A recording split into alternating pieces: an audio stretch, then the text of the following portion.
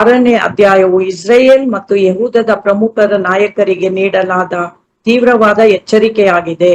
ಅವರು ತಮ್ಮ ಐಷಾರಾಮಿ ಜೀವನ, ಭದ್ರತೆ ಮತ್ತು ಸುಖಭೋಗಗಳಲ್ಲಿ ತಲ್ಲೀನರಾಗಿದ್ದು, ದೇವರ ನೀತಿ ಮತ್ತು ಬಡವರ ಶೋಷಣೆಯನ್ನು ನಿರ್ಲಕ್ಷಿಸಿದ್ದರು. ವಚನ 1-3. ಸಿಯೋನ್ ಮತ್ತು ಸಮಾರ್ಯದ ಪರ್ವತದ ಮೇಲೆ ನಿರಾತಂಕವಾಗಿ ಬದುಕುತ್ತಿದ್ದ ಮುಖಂಡರಿಗೆ ದೇವರು ಎಚ್ಚರಿಕೆ ನೀಡುತ್ತಾನೆ. ಅವರು ತಮ್ಮನ್ನು ತಾವೇ ಶ್ರೇಷ್ಠವೆಂದು ಭಾವಿಸುತ್ತಾರೆ.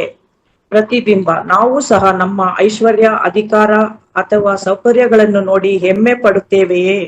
ದೇವರು ನೀಡಿದ ಆಶೀರ್ವಾದಗಳನ್ನು ದುರುಪಯೋಗ ಪಡಿಸಿಕೊಳ್ಳುತ್ತಿದ್ದೇವೆಯೇ? ವಚನಗಳು 4-6. ಅವರು ದಂತದ ಹಾಸಿಗೆಗಳ ಮೇಲೆ ಮಲಗಿ ಉತ್ತಮ ಮಾಂಸ ತಿಂದು ಸಂಗೀತದೊಂದಿಗೆ ಮದ್ಯಪಾನ ಮಾಡುತ್ತಿದ್ದರು. ಆದರೆ ಯೋಸೇಫನ ಕಷ್ಟದ ಬಗ್ಗೆ ಅವರಿಗೆ ಕಾಳಜಿ ಇರಲಿಲ್ಲ.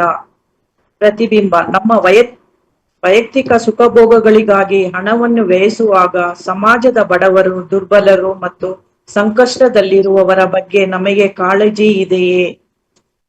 ವಚನಗಳು 7-14. ಈ ಅಹಂಕಾರದ ಜೀವನದಿಂದಾಗಿ ಅವರು ದೇಶಭ್ರಷ್ಟರಾಗುತ್ತಾರೆ ಮತ್ತು ಅವರ ಐಷಾರಾಮಿ ಜೀವನವು ಕೊನೆಗೊಳ್ಳುತ್ತದೆ ಎಂದು ದೇವರು ಘೋಷಿಸುತ್ತಾನೆ. ಪಾಪಿಗಳ ಮೇಲೆ ನ್ಯಾಯ ತೀರ್ಪು ನಿಶ್ಚಿತ. ಪ್ರತಿಬಿಂಬ: ದೇವರಿಲ್ಲದ ಜೀವನವು ಕೊನೆಗೆ ಶೂನ್ಯಕ್ಕೆ ಕಾರಣವಾಗುತ್ತದೆ. ದೇವರು ನ್ಯಾಯವಂತರಾಗಿದ್ದಾನೆ ಮತ್ತು ತಪ್ಪು ಹಾದಿಯಲ್ಲಿ ನಡೆಯುವವರಿಗೆ ಶಿಕ್ಷೆ ಕಟ್ಟಿಟ್ಟ ಬುದ್ಧಿ. ಇದು ನಮ್ಮ ಜೀವನದಲ್ಲಿ ಅನ್ವಯಿಸುತ್ತದೆ. ನಮ್ಮ ಅಹಂಕಾರ ಮತ್ತು ಸ್ವಾರ್ಥದ ಜೀವನಕ್ಕಾಗಿ ದೇವರಲ್ಲಿ ಕ್ಷಮೆ ಕೇಳಬೇಕು. ಬಡವರ ಮತ್ತು ಶೋಷಿತರ ಬಗ್ಗೆ ಕಾಳಜಿ ವಹಿಸುವುದು ನಮ್ಮ ಕರ್ತವ್ಯ. ದೇವರ ಮೇಲೆ ನಂಬಿಕೆ, ಭೌತಿಕ ಸಂಪತ್ತಿನ ಮೇಲೆ ಭರವಸೆ ಇಡುವುದಕ್ಕಿಂತ ದೇವರ ನೀತಿಯ ಮಾರ್ಗದಲ್ಲಿ ನಡೆಯುವುದು ಮುಖ್ಯ. ತೀರ್ಮಾನ: ಆಮೋಸನು 6ನೇ ಅಧ್ಯಾಯವು ಕೇವಲ ಭೌತಿಕ ಸುಖವನ್ನು ಹುಡುಕದೆ ದೇವರ ಆಜ್ಞೆಗಳನ್ನು ಪಾಲಿಸಿ ನೀತಿಯಿಂದ ಬಾಳಲು ನಮಗೆ ಕರೆ ನೀಡುತ್ತದೆ.